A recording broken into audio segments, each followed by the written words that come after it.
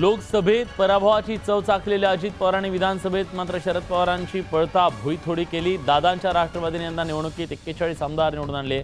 अशात घवघवीत यशानंतर यशवंतराव चव्हाणांच्या पुण्यतिथीनिमित्तानं अजित पवार स्मृतीस्थळावर अभिवादन करण्यासाठी पोहोचले। त्यावेळी अजितदादा आणि रोहित पवारांची भेट झाली। दोघांमधला संवाद सध्या चर्चेचा विषय ठरला।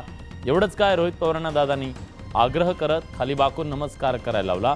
त्यामुळे कराडमध्ये काका पुतण्याचा अनोखा प्रीती संगम पाहायला मिळाला।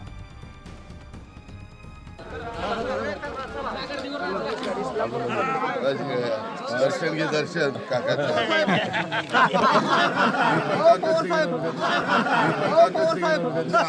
मला नाहीतर मी गाण्या थोडक्यात वाचला।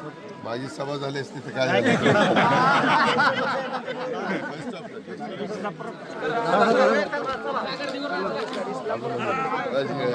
दर्शन घे दर्शन काकाचं।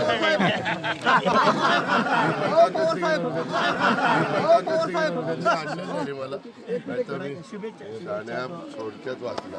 माझी सभा झाली असती तर काय झालं।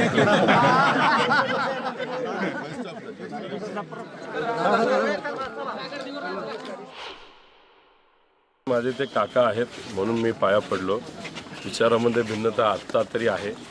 शेवटी जी काही संस्कृती आहे, एक वडीलधारी व्यक्ती आणि माझ्या 19च्या इलेक्शनमध्ये त्यांनी मला खूप मदत केली होती आणि त्या अनुषंगाने माझे काका असल्यामुळे शेवटी संस्कृतीप्रमाणे पाया पडणं ही जबाबदारी आहे। कारण ही जी भूमी आहे, चव्हाण साहेबांची स्मृती ठिकाण आहे, या भूमीमध्ये तरी कुठलाही भेदभाव करून चालत नाही।